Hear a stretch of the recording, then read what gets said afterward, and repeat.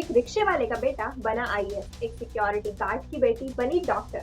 हमारे देश में ऐसे ना जाने कितने एग्जाम्पल आपने देखे या सुने होंगे, जिसमें एक गरीब बैकग्राउंड या किसी भी कास्ट का कोई भी व्यक्ति किसी भी प्रोफेशन को चूज कर सकता है, किसी भी मुकाम को हासिल कर सकता है।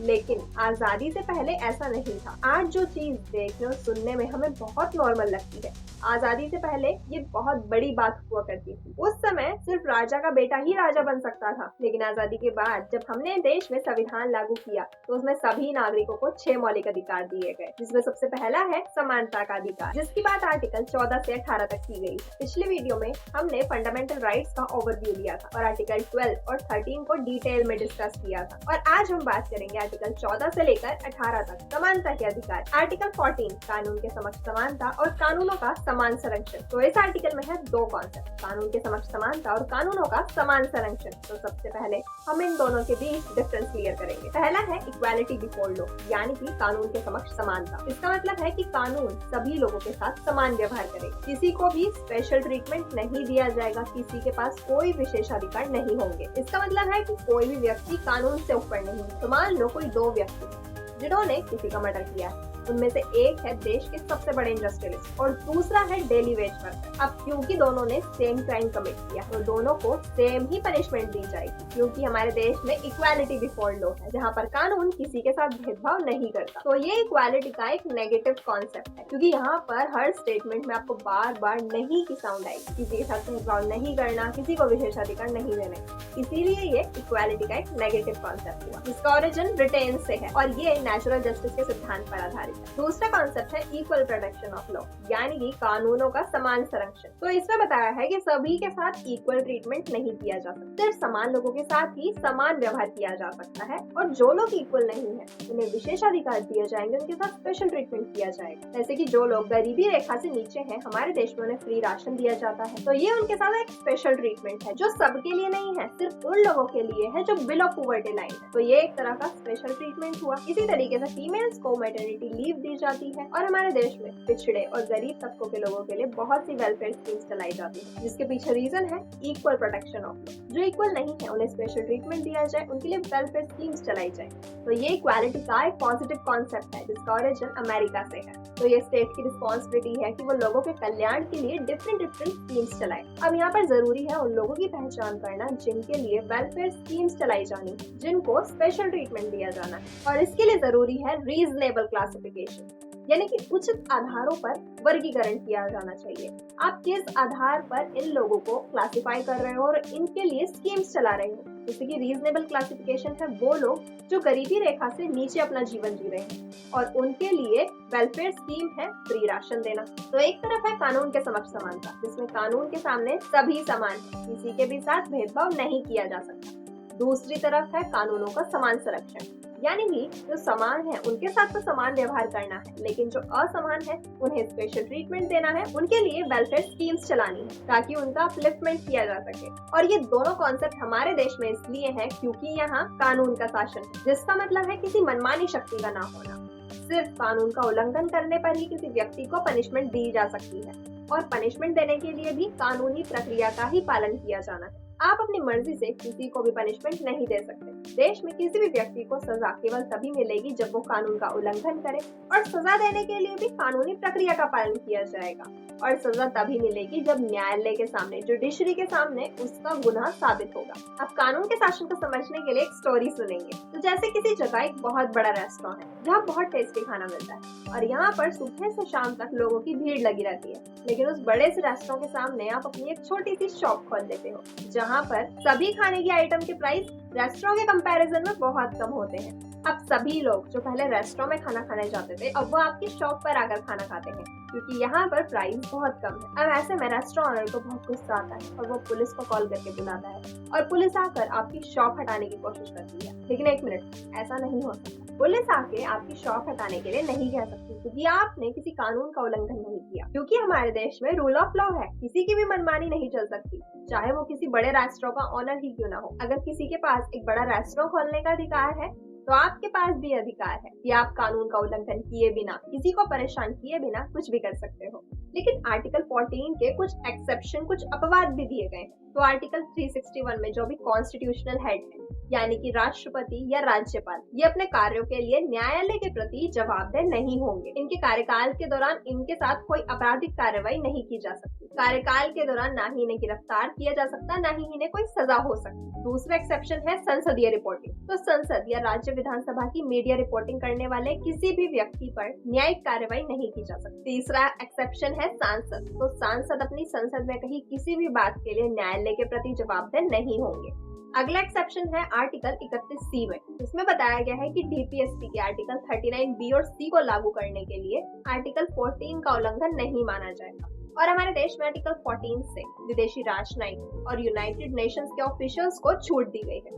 नेक्स्ट आर्टिकल 15 कुछ आधारों पर भेदभाव निषेध। इसके क्लॉज 1 में बताया गया है कि राज्य किसी भी व्यक्ति के साथ इन 5 आधारों पर भेदभाव नहीं कर सकता। 15 के क्लॉज 2 में बताया गया है कि राज्य और कोई व्यक्ति किसी भी नागरिक के साथ इन 5 आधारों पर भेदभाव नहीं करेंगे और ना ही इन 5 आधारों पर किसी व्यक्ति को किसी पब्लिक प्लेस पर जाने से रोका जाएगा। पब्लिक प्लेस जैसे कि शॉप्स, होटल, कुआं, तालाब, नदी आदि। आर्टिकल 15 का क्लॉज 3 बताता है कि विमेन्स और बच्चों के साथ स्पेशल प्रोविजन किया जा सकता है। ये एक डिस्क्रिमिनेशन नहीं है बल्कि पॉजिटिव डिस्क्रिमिनेशन है जो बच्चों के और महिलाओं के अपलिफ्टमेंट के लिए जरूरी है। राज्य महिलाओं और बच्चों के लिए स्पेशल प्रोविजन लागू कर सकती है, उनके लिए स्पेशल स्कीम्स चला सकती है, जैसे कि बसेस और मेट्रो में विमेन्स के लिए सीट को रिजर्व करना या फिर बच्चों के लिए फ्री एजुकेशन करना। ऐसा होता है आर्टिकल 15 क्लॉज 3 की वजह से, क्योंकि इसमें महिलाओं और बच्चों के लिए स्पेशल प्रोविजन करने की बात की है। आर्टिकल 15 का क्लॉज 4 बात करता है कि जो भी लोग सोशली और एजुकेशनली बैकवर्ड हैं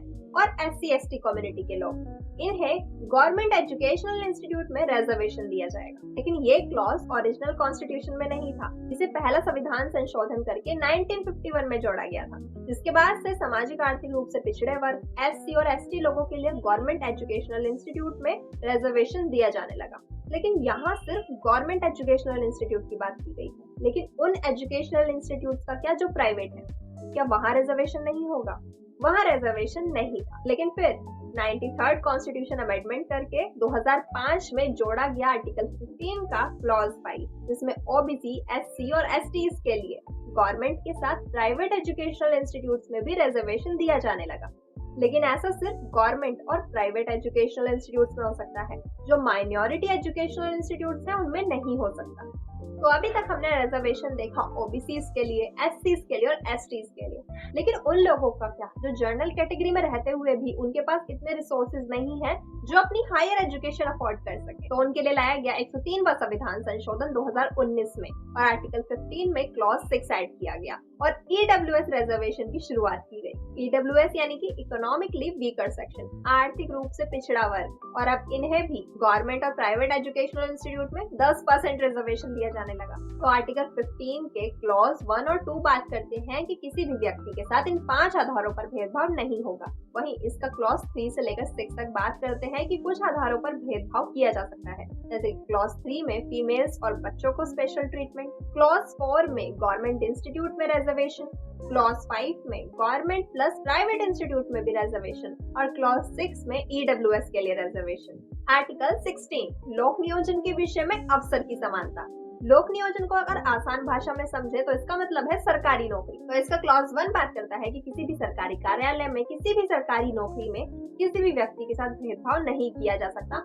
सभी को इक्वल अपॉर्चुनिटी मिलेगी, सभी को समान अवसर मिलेंगे कि वो सरकारी नौकरी के लिए अप्लाई कर सके। वहीं आर्टिकल 16 का क्लॉज 2 बात करता है कि इन 7 आधारों पर किसी भी नागरिक के साथ भेदभाव नहीं किया जा सकता। तो ये अधिकार सिर्फ भारतीय नागरिकों के लिए है और यहाँ पर सिर्फ गवर्नमेंट ऑफिसेज यानी कि गवर्नमेंट जॉब की बात की गई है। प्राइवेट ऑफिसेज या प्राइवेट जॉब्स में ये अधिकार लागू नहीं होगा।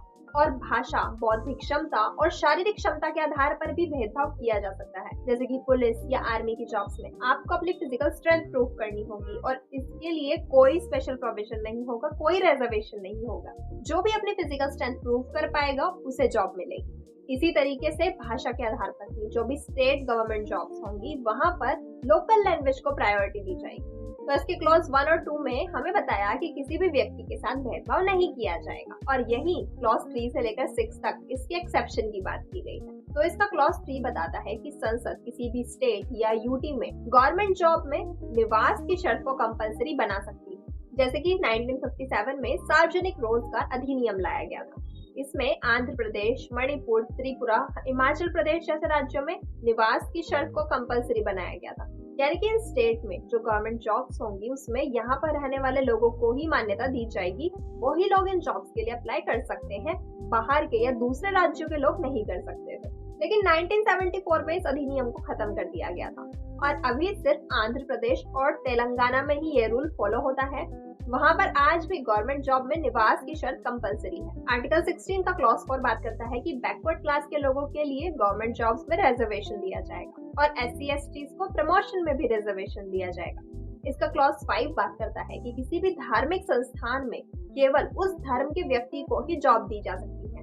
जैसे कि किसी भी हिंदू इंस्टीट्यूशन में पुजारी सिर्फ एक हिंदू ही हो सकता है और वहीं किसी मुस्लिम इंस्टीट्यूशन में इमाम कोई मुस्लिम व्यक्ति ही हो सकता है। तो इस तरीके से यहाँ पर रिलीजन की शर्त कंपलसरी है। और आर्टिकल 16 का क्लॉज 6 बात करता है EWS रिजर्वेशन की। गवर्नमेंट जॉब्स में 10% रिजर्वेशन उन लोगों के लिए होगा जो इकोनॉमिकली वीकर सेक्शन से हैं और इस क्लॉज को 103वां संविधान संशोधन 2019 में शामिल किया गया। तो ये है आर्टिकल 16 जिसमें बात की गई है कि गवर्नमेंट जॉब्स में किसी के भी साथ भेदभाव नहीं होगा और जो लोग बैकवर्ड या वीकर सेक्शन से हैं उन्हें रिजर्वेशन दिया जाएगा। हमारे देश में सैकड़ों सालों से जाति प्रथा थी जिसकी वजह से जिन लोगों को निचली जाति का व्यक्ति माना जाता था उनके साथ भेदभाव होता था, यहाँ तक कि उनको छूना भी पाप माना जाता था और इसे छुआछूत की प्रथा या फिर अस्पृश्यता कहा जाता था। देश में समानता लागू करने के लिए, जातिवाद खत्म करने के लिए इस प्रथा को खत्म करना बहुत जरूरी था। इसीलिए कॉन्स्टिट्यूशन में समानता के अधिकार में आर्टिकल 17 को ऐड किया गया जिसमें अस्पृश्यता का अंत कर दिया गया। यानी कि किसी भी व्यक्ति के साथ अस्पृश्यता का व्यवहार, छुआछूत नहीं किया जा सकता और अगर कोई ऐसा करेगा तो उसे सजा दी जाएगी। ये मौलिक अधिकारों में से सिर्फ यही ऐसा अधिकार है जिसका कोई एक्सेप्शन नहीं है, कोई अपवाद नहीं है। यानी कि किसी भी व्यक्ति के साथ किसी भी आधार पर आप छुआछूत नहीं कर सकते। लेकिन कॉन्स्टिट्यूशन में छुआछूत या फिर अस्पृश्यता को परिभाषित नहीं किया गया है और इसके लिए 1992 का ये केस काफी इम्पोर्टेंट है जिसमें बताया गया था कि ये अधिकार राज्य और निजी व्यक्ति दोनों के विरुद्ध है। यानी कि राज्य के साथ साथ अगर कोई व्यक्ति भी किसी दूसरे व्यक्ति के साथ छुआछूत करता है तो उसे भी सजा दी जाएगी। ऐसा करना भी मना है और इस अधिकार के इम्प्लीमेंटेशन के लिए संसद द्वारा ये एक्ट लाए गए थे। आजादी से पहले या फिर ब्रिटिश टाइम पीरियड में कुछ लोगों को ब्रिटिश सरकार द्वारा कुछ टाइटल्स दिए जाते थे जैसे कि राव साहब, खान बहादुर। अब इन टाइटल्स की वजह से, इन उपाधियों की वजह से समाज में इनइक्वालिटी आती थी। जिन लोगों के पास ये टाइटल होते थे उनका ओहदा बड़ा और बाकियों का ओहदा कम माना जाता था। अब हमें तो देश में इक्वालिटी लानी है, इसीलिए इन उपाधियों को भी खत्म कर दिया गया जिसकी बात की गई है आर्टिकल 18 में। इसमें देश में सभी प्रकार की उपाधियों का अंत कर दिया गया। सिर्फ सेना और विद्या संबंधी उपाधियां दी जा सकती हैं। इसके अलावा कोई उपाधि, कोई टाइटल नहीं दिए जाएंगे। इसके अलावा भारत के नागरिक किसी विदेशी राज्य से भी कोई उपाधि नहीं ले सकते। राज्य के अधीन लाभ का पद धारण करने वाला कोई विदेशी व्यक्ति भी राष्ट्रपति की सहमति के बिना किसी भी विदेशी राज्य से कोई टाइटल, कोई उपाधि नहीं ले सकता। लेकिन इस आर्टिकल के क्लॉज 1 में बताया गया है कि शैक्षिक क्षेत्र में, शिक्षा के क्षेत्र में उपाधियां दी जा सकती और इस आर्टिकल में वंशानुगत उपाधियों का भी अंत कर दिया गया। इस आर्टिकल से रिलेटेड एक फेमस केस है 1996 का Balaji Raghavan versus union of India. इस केस में सवाल उठाया गया था नेशनल अवार्ड्स, यानी कि जो भारत रत्न और पद्म अवार्ड्स हैं, क्या वो कॉन्स्टिट्यूशनली वैलिड हैं या नहीं। तो इसके जजमेंट में बताया गया था कि ये अवार्ड्स कॉन्स्टिट्यूशनली वैलिड है क्योंकि ये कोई टाइटल, कोई उपाधि नहीं है। लेकिन जिस भी व्यक्ति को ये अवार्ड दिए जाएंगे वो इसे अपने नाम के आगे या पीछे नहीं लगा सकते। तो ये है समानता के अधिकार के 5 आर्टिकल जिसमें देश में समानता लाने के लिए भेदभाव खत्म किया गया है और जो भी लोग पीछे रह गए हैं उनके लिए स्पेशल प्रोविजन दिए गए। तो इस वीडियो के लिए इतना ही। नेक्स्ट वीडियो में हम डिस्कस करेंगे स्वतंत्रता का अधिकार आर्टिकल 19 से 22 तक। इस टॉपिक के नोट्स मिलेंगे आपको टेलीग्राम चैनल से।